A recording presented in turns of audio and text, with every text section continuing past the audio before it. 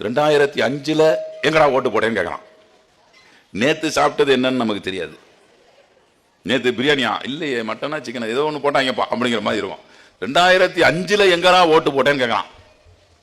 ஐயா இந்த இடத்துல தான் எப்பயும் ஓட்டு போடுவோம், காலகாலமா அந்த ஸ்கூல் ERI ஸ்கூல் ஏதோ ஒரு ஸ்கூல் சொல்றோம்னு வச்சுக்க, அதுக்குள்ள பாகம் என்னன்னு கேட்கறான். இதுக்கு நாங்க பேசாம IAS பரீட்சை எழுதி கூட பாஸ் ஆயிருக்கலாம். ஐயா ஒரு பாம இவ்வளவு கஷ்டமான கேள்விலாம் கேட்கிறீரான்னு சொல்லி நம்ம உண்மையிலே அதுல எதுக்கு தெரியுமா கேட்கறான். உங்க அப்பா யாரு, உங்க தாத்தா யாரு, உங்க தாத்தா சர்டிபிகேட் இருக்கா? ஏன்னா என் சர்டிபிகேட் நீ தானே கொடுத்த, என் சர்டிபிகேட் நீ தான்டா கொடுத்த ஸ்கூல்ல, அந்த சர்டிபிகேட் வைக்கிறேன்டா, அது வேணாம், உங்க தாத்தா சர்டிபிகேட் கொடுங்க. உங்க அப்பா எங்கேயோ ஓட்டு போட்டாராமே, அந்த சர்டிபிகேட் கொண்டு வந்து கொடுறாங்க. இப்படிலாம் கேள்வி கேட்கறது எதுக்கு தெரியுமா? பார்ப்பாங்க படிச்சவங்க ஏதாச்சும் ஃபார்ம் ஃபில்அப் பண்ணி கொடுத்துருவாங்க. படிக்காதவங்க என்ன பண்ணுவாங்க, வாங்கடா நீங்களும் உங்க பாமோ அப்படின்னு சொல்லி தூக்கி போட்டு போயிடுவாங்க. இன்னைக்கு பார்த்தீங்கன்னா நீங்க வேணா பாருங்க, இந்த 11ஆம் தேதி டிசம்பர் 11ஆம் தேதி இந்த லிஸ்ட் விட போறாங்க. அதோட முடியுது. இப்போ புதுசாக ரிவைஸ் பண்ணி விட்டுருக்காங்க.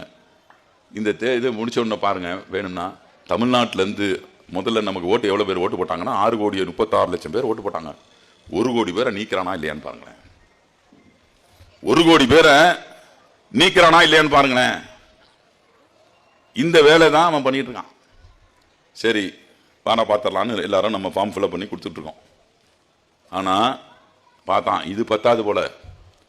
ஏன்னா எல்லாரும் எங்கேயாச்சும் பிஜேபி மட்டும் நமக்கு எதிராக இருக்குன்னு எல்லாரும் முடிவு பண்ணுறாங்க. அதனால இந்த தடவை ஒரு வேலை பார்த்துருவோம் அப்படின்னு சொல்லி என்ன பண்ணுறான், இந்து கிறிஸ்டின் முஸ்லீம்னு பிரச்சனையை கிளப்பிட்டான்.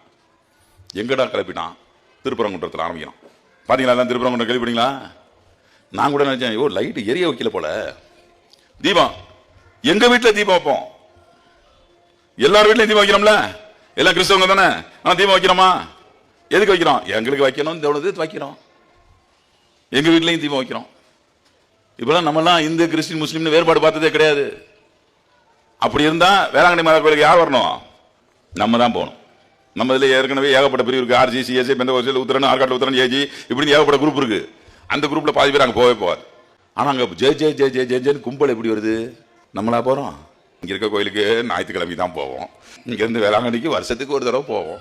ஆனால் தினமும் அங்கே கும்பல் கூடுதுனா யார் கூடுறா? இந்து மக்களும் இஸ்லாமிய மக்களும் தான் கூடுறாங்க. கொடியேற்றுக்கு எங்க போறோம்? அங்கங்க வேளாங்கண்ணி மாதா கோயில் போட்டு நாங்க எங்க ஊர்ல இருக்க வேளாங்கண்ணி மாதா கோயிலுக்கு கூட கொடியேற்றுவோமே ஒழிய வேளாங்கண்ணியில போய் கொடியேற்ற மாட்டோம். ஆனா அங்க வலிஞ்சு நெறிஞ்சு இடம் நிக்க முடியாம நான் கூட இந்த வாட்டி போனேன். நெறிஞ்சு நெரிச்சு போனோம்னா என்னது, பாதி பேர் 3/4 பேர் இந்து மக்கள் இஸ்லாமிய மக்கள்.